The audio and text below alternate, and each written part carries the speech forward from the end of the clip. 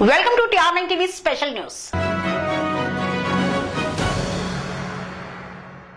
భారత వీరత్వానికి ప్రతీక, భారత జాతి సగర్వంగా చెప్పుకునే ధీరుడు, మొఘల్ సామ్రాజ్య పతనాన్ని శాసించి మరాఠా సామ్రాజ్యపు వెలుగుల్ని విస్తరింపచేసిన యోధుడు, స్వధర్మ రాజ్య స్థాపన కోసం కత్తిపట్టిన యోధుడు, ఓటమి ఎరగని ధీరుడు, ఎత్తుకు పై ఎత్తు వేయడంలో చాణుక్యుడు, హిందూ ధర్మాన్ని కాపాడిన దురంధరుడు, శత్రువులకు సింహ స్వప్నం, ధైర్యానికి, దేశభక్తికి, దైవ భక్తికి, ధీరత్వానికి మారుపేరు, నవతరానికి స్ఫూర్తి.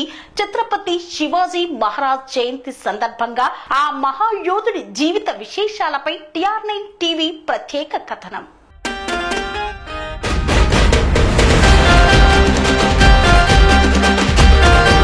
శివాజీ ఈ పేరు భారతదేశ చరిత్రలో సువర్ణ అక్షరాలతో లిఖించబడిన పేరు. 17 సంవత్సరాల వయసులో యుద్ధ రంగంలో అడుగుపెట్టి స్వతంత్ర మరాఠా సామ్రాజ్యం కోసం పాటుపడిన మహానాయకుడు, గేరిల్లా యుద్ధాన్ని ప్రపంచానికి పరిచయం చేసిన రాజు, మహారాష్ట్ర ప్రజల్లో ఐక్యత, జాతీయతా భావాన్ని కలగచేసి వారిని ఒక్క జాతిగా తీర్చిదిద్దిన ఘనత ఈయనదే. దేశంలో ముస్లిం దురాక్రమణను వ్యతిరేకించినప్పటికీ తన రాజ్యంలో మాత్రం అన్ని మతాల వారిని సమానంగా ఆదరించిన ఛత్రపతి.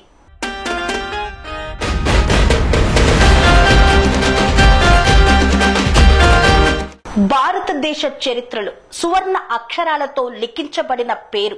ఈ పేరు వింటే హిందూ యువతకు రోమాలు నిక్కబొడుచుకుంటాయి. మొఘలుల దాడుల నుండి హిందూ మతాన్ని రక్షించిన ఘనత ఆ మరాఠా యోధుడికే దక్కుతుంది. తల్లి సంరక్షణలో, భైరంగ్ ఖాన్ శిక్షణలో రాటుదేలిన శివాజీ తన యుద్ధ తంత్రాలతో బీజాపుర, గోల్కొండ సుల్తానులు, మొఘలులకు ముచ్చెమటలు పట్టించాడు. తన గురువు సమర్థ రామదాసు, తల్లి జిజియాబాయి బోధనలతో హిందూ మత సంరక్షణకు కంకణం కట్టుకున్నాడు శివాజీ. స్వశక్తితో మరాఠా సామ్రాజ్యాన్ని స్థాపించిన శివాజీ గురించి చరిత్రకు తెలియని, నమ్మశక్యం కాని నిజాలు ఎన్నో ఉన్నాయి. ఆ మహానుభావుడి జయంతి సందర్భంగా ఛత్రపతి శివాజీ మహారాజు గురించి పలు ఆసక్తికర విషయాలను మనము తెలుసుకుందాం. శివాజీ ముస్లింలకు వ్యతిరేకమని చాలా మంది అనుకుంటారు, కానీ అది వాస్తవం కాదు.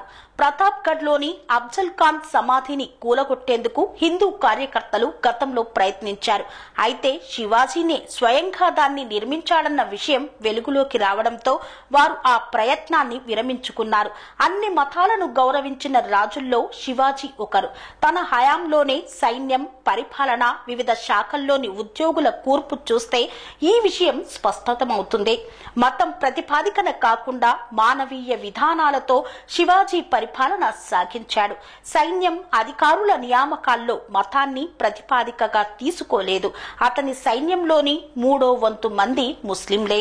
శివాజీ నావిక దళ అధిపతి సద్ది సంభాల్, అందులో ఎక్కువ మంది సైనికులు కూడా ముస్లింలే.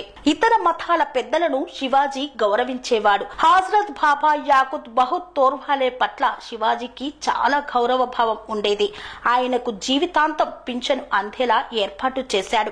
అలాగే ఫాదర్ అంబోస్ పట్ల కూడా ఆయనకు అదే విధమైన గౌరవం ఉండేది. గుజరాత్ దాడిలో ధ్వంసమైన చర్చి పునర్నిర్మాణానికి శివాజీ సాయం అందించాడు. తన రాజధాని రాయగఢ్ లో ముస్లింలు నమాజు చేసుకునేందుకు ప్రత్యేకంగా మసీదు నిర్మించాడు. యుద్ధ సమయంలో చేతికి చిక్కే ముస్లిం మహిళలు, పిల్లల పట్ల దురుసుగా ప్రవర్తించవద్దని తన సైన్యానికి శివాజీ ఆదేశాలిచ్చాడు. అలాగే తన రాజ్యంలోని మసీదులు, దర్గాలకు రక్షణ కల్పించాడు. ఎవరికైనా ఖురాన్ దొరికితే దాన్ని చాలా గౌరవంగా తీసుకుని ముస్లింలకు అప్పగించాలని సైనికులను కోరారు.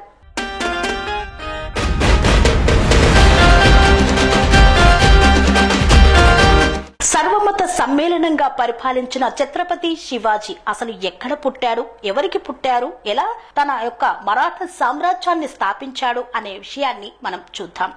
క్రీస్తు శకం 1630వ సంవత్సరంలో ఫిబ్రవరి 19వ తేదీన మహారాష్ట్రలోని పుణే జిల్లాలో ఉన్న జునార్లోని శివనీర్ కోటలో జిజియాబాయి, షహాజీ దంపతులకు శివాజీ జన్మించాడు. జిజియాబాయికి సంభాజీ తర్వాత పుట్టిన కొడుకులు మరణించారు.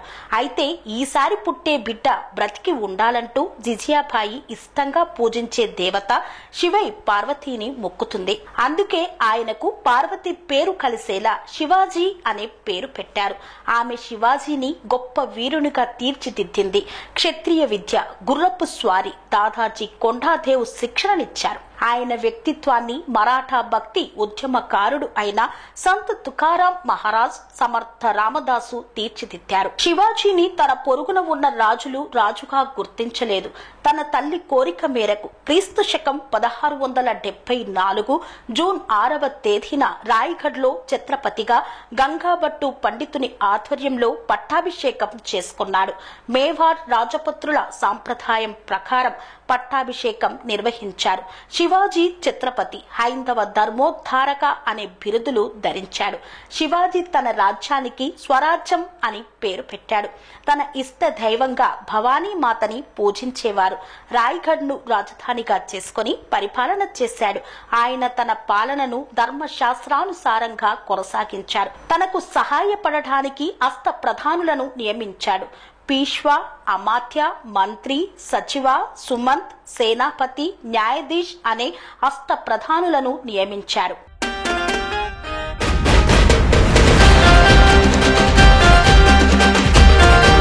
తుకారాం, సమర్థ రామదాస్ లాంటి మహారాష్ట్ర భక్తి ఉద్యమకారుల రచనలు శివాజీని అమితమైన మాతృభక్తితో, హిందూ మతాభిమానంతో ఉత్తేజపరిచాయి. ఫలితంగా అతను మహారాష్ట్రులంతా ఒక జాతిగా రూపొందించాలని, ముస్లింల పాలన నుండి దేశానికి విముక్తి కలిగించాలని భావించాడు. గ్రామ పంచాయతీలను భంగపరచకుండా తన పాలనను కొనసాగించారు. ఈయనకు మహిళల పట్ల అపారమైన గౌరవం. ఇతర రాజ్యాలపై దండెత్తినప్పుడు స్త్రీలపై ఎలాంటి దాడులకు అనుమతినిచ్చేవారు కాదు. మహిళల పట్ల అసభ్యంగా ప్రవర్తిస్తే వారిని కఠినంగా శిక్షించేవారు. స్త్రీలను తన మాతృమూర్తిగా గౌరవించేవారు శివాజీ.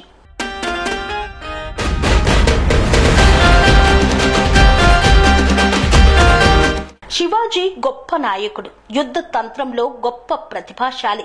ఆయన గొప్పతనం, వ్యక్తిత్వం, ఆచరణాత్మక సామర్థ్యంలో కనిపిస్తుంది.